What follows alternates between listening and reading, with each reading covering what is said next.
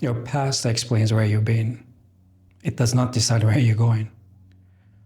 That decision is being made right now, not by what happened, but what you keep agreeing with. You think your past is shaping your life. It's not. You are. Quietly, repeatedly. And most of it you don't even notice. Ask someone who they are and listen carefully. They won't tell you who they are. They tell you what happened, what hurt them, what failed, what didn't work, what they've been through. They present events as identity, and after a while, the line disappears. Because the more you repeat a story, the less it feels like a story. It starts to feel like truth. And when something feels like truth, you stop questioning it. You stop updating it. You start living inside it. Not consciously, but consistently. And consistency is what turns a memory into an identity.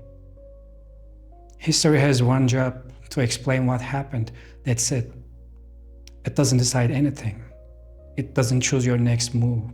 It doesn't define your direction. Identity does that. Identity is instruction. It tells you, this is who I am now. And from that point, everything follows. Your decisions, your reactions, your standards, your limits. But most people reverse it. They let the past decide who they are now. They treat history like authority and then wonder why nothing changes. Because if the past is deciding, the future will repeat. Your mind is not trying to trap you, it's trying to be efficient. It looks at what happened and builds patterns. And once a pattern is built, it keeps using it. Not because it's true, because it works. It's faster. If something happened before, your mind assumes it will happen again. So it prepares you. It adjusts your expectation. It shapes your behavior. And that behavior creates outcomes. And when those outcomes match the past, it feels like confirmation, like proof. But it's not proof, it's repetition. You're not seeing the future clearly. You're recreating something familiar and calling it reality. Your identity is not built from events, it's built from interpretation. Not this happened to me, but this is what that says about me. That's where it locks in. That's where it becomes personal. And once something becomes personal, you protect it, even if it limits you. You didn't become less confident because something failed. You became less confident because you decided what that failure meant. And then you kept using that meaning again and again and again, without questioning it, without updating it, until it felt like truth. But it's not truth, it's agreement. An agreement can be changed. But most people don't change it because it feels like who they are, and questioning it feels like losing something. You're not trapped in your past, you're consistent with it. That's why it feels permanent. Every decision you make matches a version of you you've been repeating. You don't notice it because it feels normal. It feels familiar. It feels like you. But familiarity is not truth, it's repetition. And repetition is powerful. Not because it's correct, because it's consistent. That's how people stay in the same place for years. Not because they can't move, because they keep matching the same identity over and over again. Two people go through the same experience. One becomes bitter, one becomes grounded. Same event, different identity. That's the difference.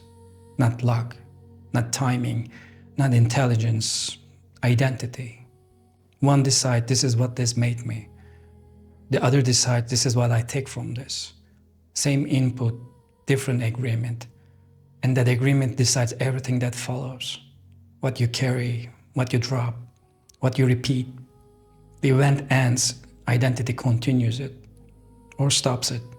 When you start shifting your identity, something feels off.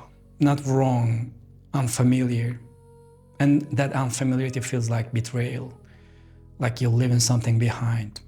Your past self, your story, your struggle. It can feel like you're denying it, but you're not. You're just refusing to let it decide again. And that is uncomfortable because part of you is still loyal to that version, even if that version is limiting you, even if that version is keeping you small. You can't rewrite your past. You can't undo what happened. You can't change the events, but you can change what they mean. And that changes everything, because meaning becomes identity, and identity becomes direction. So while the past stays the same, your trajectory doesn't have to.